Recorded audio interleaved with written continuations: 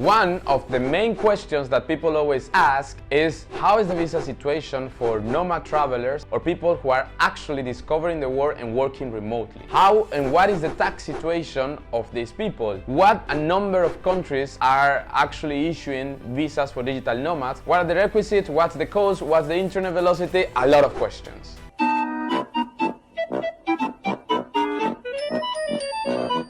Today in this video, we are going to address all these topics. Before going there, just subscribe, share, comment, and like this, and enjoy the information that is going to blow your mind.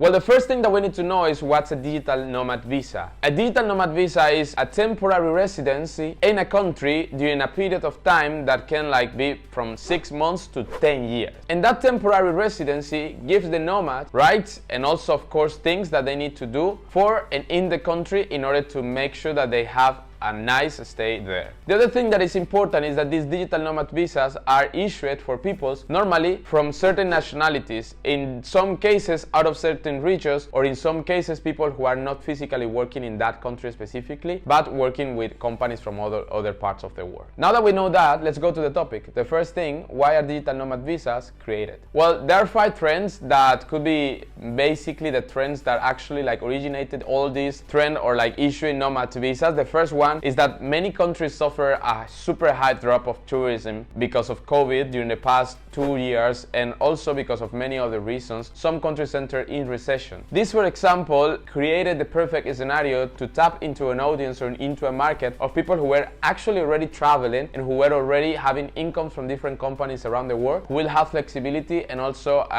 good money to spend in the country. These are the digital nomads. There are counted right now so far 37 million people, as I've always said in other videos as well. This, for example, trend is one of the first things that actually made some countries started just creating this ecosystem in which tourism is coming back, but not only tourists, also people who are working from and for the country at some aspect, let's say hiring people from there or contributing to the economy. The second thing is that working from home became more normal during COVID. As we all know, during the pandemic, still some companies needed to operate, and people who were not sick but probably in quarantine or who were spending more time with their families, they were allowed to work remotely and to work from different places. Because of this became more normal, other people started also traveling because their companies started having more flexibilization in the way how they work. They would not require them to work from the office, or they would actually be given good advantages so they can travel and they can enjoy their time in the company. The third thing is that homeschooling and online schooling also became more normal, and this is a trend that was coming from 2008 more or less, when Coursera started the first steps, and then after that other companies started just issuing digital courses. But then it was not so common until when Udemy and Platzi and other platforms like Domestika came and started teaching skills for digital marketing or skills for programming or web design or UX or UI and many other things that became more normal, and that became the talent, the way of making money for some people who needed side hustles. And then this eventually became the main hustle or the main job for people. Other thing is that tax revenues, or for example mainly VAT, they actually started being applied to people from all types of incomes, and they are type of taxes that can be applied without having, for example, residency. So it didn't make sense, because of governments were raising the rates of the VAT, to actually not have a visa for a digital nomad who is actually traveling, because anyways they are going to contribute to the economy and they are going to pay taxes every time they pay for the thing. Because of this condition, many countries saw as a possibility, as something normal, the issuing of digital nomad visas. And then the other thing, or the next thing, I think that this is the most important topic, is that job became a different thing. Now people don't want long-term contracts or long-term, let's say, commitments, and because of that, many people started trying to find places or workplaces that will be more friendly for them to develop and to grow. Because of companies don't want to lose their employees, they started issuing flexible policies that can allow people working from anywhere, and so with that they can retain their employees. It's one of the first time in history in which people actually don't want to work for companies who don't align with their purpose, and that's something interesting and revolutionary that we are going to probably explore in another video. But for now, these are the main reasons why digital nomad visas are issued. Now, what's the tax situation with digital nomad visas? It's important to understand and to recognize that this varies. Every country has their own policy. Some countries, for example, you are required to pay all the taxes while you are staying in that country, and that's why you need to check check, for example, regulation or the cooperation agreement that your country of origin has with the country where you are going to have your nomad visa, especially because double taxation or issues or any other thing that you might encounter or experience, because as long as you have a visa and as long as you're paying for things, you need to pay taxes in some places. In some countries, you are allowed to pay taxes in your home country, but as long as you can demonstrate it. And in some countries, you actually are allowed to work with zero taxes, which is something interesting because they want to attract tourists and they want to have people there spending in other things and like helping or contributing to the local economy. Now, all the countries or almost all the countries require you to pay for health insurance and for social security things. Whether if you have a nomad insurance or if you have the local security services, you need to pay, or you have to demonstrate that you actually have a health program that is covering you and that is actually like giving you the benefits that you need. Now, let's go to what are the countries where actually you can issue digital nomad. What are the conditions to actually be a digital nomad in each country? The first thing is that it depends on the region. For example, in the European Union, most of the countries require you to be, for example, not a non-EU national, so somebody who is not, let's say, part of the agreement or from the countries who are part of the European Union, not even the country, like the countries that are part of the European Union. Normally, also the countries ask you or require you to not have a formal job in that country where you are applying to the nomad visa. Why? Because it doesn't make sense. If you are working for a company there, so you're an employee of that company, hence you need to pay taxes in the country as an employee of that company. But if you are, for example, a person who is not working for a company in that country and you are working for another company, you can actually work there. Some countries, for example, are also like preparing visa policies, whereas you have to make 20% of your income in that country and the rest of your income you can make it anywhere else. That's also very interesting because that helps you to have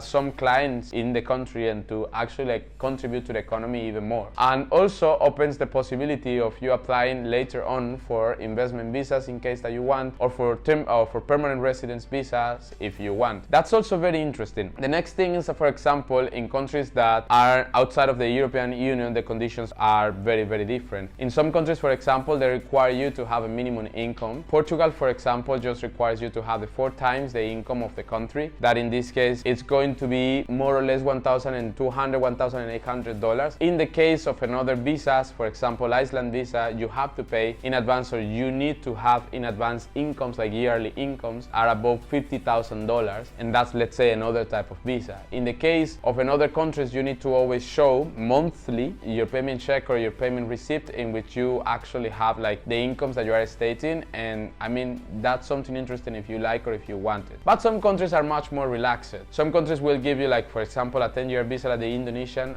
nomad visa that they're like about to issue. They already have a very nice digital nomad visa and they are about to enforce it and to make it a 10-year visa that is going to be very interesting for people like who actually want to go and to travel and to discover. And other visas, for example, that are like specific, like in the case of Georgia that has the individual entrepreneur visa, will give you, for example, 1% of taxes only, like you only have to pay 1% of taxes. And then if you have your business turnover above $155,000, you will have many other benefits that the law will give you and will protect you. Now let's go to countries where actually digital nomads are attracted to. If we go for like cost of living, definitely Portugal, Turkey, and Georgia are in the first places. Each of them, they have a different visa program, and each of them, they have a different name for that visa. In the case of Portugal is, of course, the digital nomad visa. In the case of Georgia is an individual entrepreneur, and in the case of Turkey is the temporary residence visa. In these countries, the cost of living is cheaper than in other countries, but in these countries, the conditions are very different. Whilst, for example, in Portugal, people are super friendly and they have an interest in infrastructure and they have an interest in ecosystem, especially for blockchain and for Web3 communities. In Georgia, that is the cheapest of all of them, the infrastructure in terms of like places to stay or places to work from is not so big. So you might have to end up working from your home all the time, or from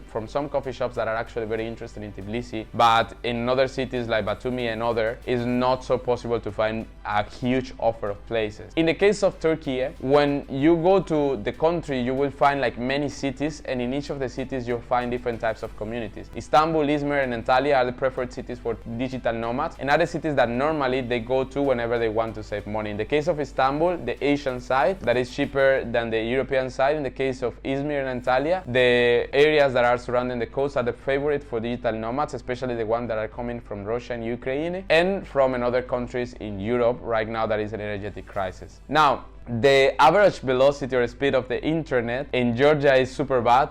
So far, the last information I have, like the internet velocity or speed in Georgia is not so good. In Turkey is okay, it's average, and in Portugal is good in general. So also, if this is an important fact for you, you should know that, I mean, it's not like in the whole country the internet is bad. It's just that this is more possible that you will find better internet in Portugal or in Turkey in many more places than in Georgia. But Georgia has an amazing gastronomy and super affordable cost of living, which is something very nice. If you go to the Baltic region, you'll find in other countries, Czech Republic, Latvia, Estonia, and Lithuania, who are offering visas for digital nomads and who are actually willing to receive you at a very also affordable price. These countries normally have a very good velocity or a normal velocity of internet, 95 and above Mbps, which is something super cool, and the cost of living is normally nice. In the case of Czech Republic, for example, you only pay $70 per month in taxes and you don't pay anything else. In the case, for example, of Estonia, you can get also a digital citizenship and you only need to